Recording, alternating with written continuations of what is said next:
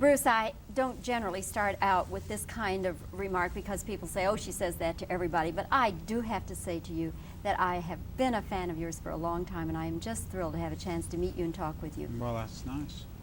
And this, of course, is such a departure for you. Do you like being the romantic person rather than the psycho? It's the only way to fly, babe. It's the only way, you know. I actually, in the last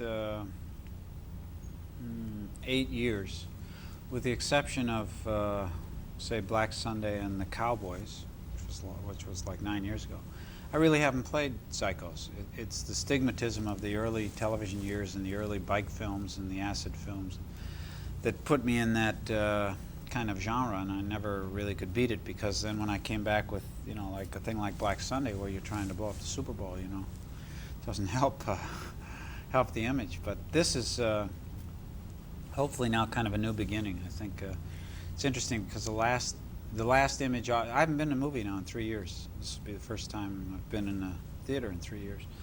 The last image people really have of me is the one of going in the water and coming home. And then to come back with this, and then the picture I've just finished, Tattoo, is will really kind of cover the waterfront in terms of change of image over what they're used to seeing me in the past. Well, how did this come about then? Was it friendship with the Crofts, or no? I went to New York and did a play called Strangers. It was about Sinclair Lewis. And it closed in middle March of 1979. When I came home, Marty Krofft was literally waiting at my house with this script. He showed me the script, but said, don't read it, let me play something for you. Went in, he played me the Jerry Lee Lewis record, the version of Middle Age Crazy, Sonny Throckmorton's song. And I listened to it. I read the script. He went home. I told him I'd call him. I read it. I called him. I said, I'll do the movie. All on the same night. This was all within 4 hours. I couldn't believe that I had been lucky enough to get a piece of material like this that came my way as opposed to somebody else's, because it was honest, it was humorous, it was in-depth, it had all sorts of relationships. It was a chance for me to do some things I hadn't had a chance to do before in my career. It was a character that people could root for, that people could laugh with, that people could feel pain for. You know, I mean, he was like every man. I mean, he's certainly as average an American man as you can find in film today. And I just loved all that. And I'd never heard of Marty Krofft. I didn't know what Krofft Entertainment was, you know. I mean, I don't, puppets aren't my thing, you know. And I don't watch Saturday morning TV. I mean, Lidsville and the Flintstones or whatever they did, and Donnie and Marie and all this stuff, you know, I wasn't really into that. So I wasn't aware of what the world of Sid Marty Krofft was. And then after reading this piece of material, and I was really taken by it, and Marty. And then Marty's, you know, he's really the heart behind the whole thing. I mean, he's the driving force, and he let us just, the one thing good about his first movie he ever made, he just let us go off and make our movie. I mean, he was there, but he didn't interfere or anything, you know. It was just kind of a wonderful collaboration, so much so I'm now doing another one for them called The Last Desperado, which we'll do in Canada this fall. And he's just been a real gem to work for. And were you ever uncomfortable doing the romantic thing, particularly the love scenes? No, no. If I were to tell you in 30 seconds about Tattoo, you would see that I had to have, that Middle Age Crazy is just dabbling in the playground compared to what happens there, because Tattoo is the most visually erotic, sensual, suspense picture that you will ever see as long as you live, or that I will ever be in. And who is cast with you? Maud Adams is a girl. And it's all about, I play a tattoo artist who is interested in not conventional tattooing. You've never seen anything like this in your life, and you never will unless you go to a certain part of Japan, because lithograph tattooing is not done anywhere in the world except there. And are you saying these are dirty tattoos? No, no. X-rated? No, no, no, oh, no. Okay. No, they are, it is the most, but when I say erotic, I mean that the love story is very erotic.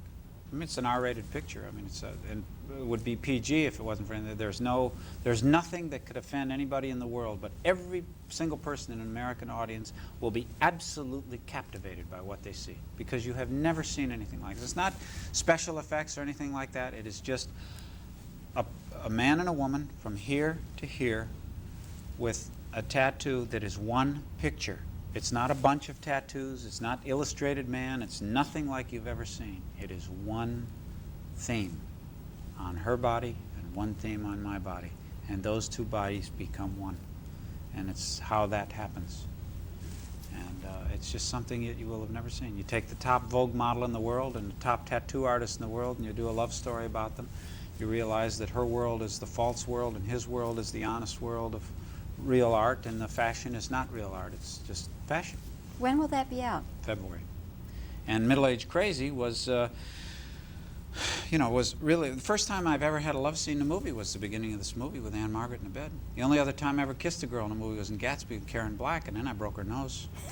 You know, I mean, I've never kissed a girl on screen until Anne Margaret. But you're going to go for that again if you have a chance. Oh my God, you got to. Bruce, very quickly, I want to bring up some names from your past, and you just tell me what comes to mind. Betty Davis. The best. Truly? The two most professional people I ever worked with in my life were Betty Davis and John Wayne. By that I mean they were the first to the set, the hardest workers, the last to leave. I learned all my lessons in terms of professionalism from both of them, and they are without a doubt masters of what I would think a professional actor is. Betty Davis may be a little more of an artist, which is what I strive to be, than say John Wayne was, but he was a professional actor. Betty Davis is a professional actress who also tries to be an artist. That's what I feel I try and do. But John Wayne is like, he was an institution, but he never was in love with the fact he was an institution. He was just the ultimate professional, you know. Alfred Hitchcock. Genius. Master. The only master probably that I've really ever worked with. I mean, he was an extraordinary, he saw things through a lens and on the screen that no one else has seen before or since. I mean, you know, he was a one-of-a-kinder. A one-of-a-kinder. Tough on actors? No. That's all baloney. I mean, he and I happen to have a particularly good relationship, and maybe he was tough on some other actors, but I never saw it.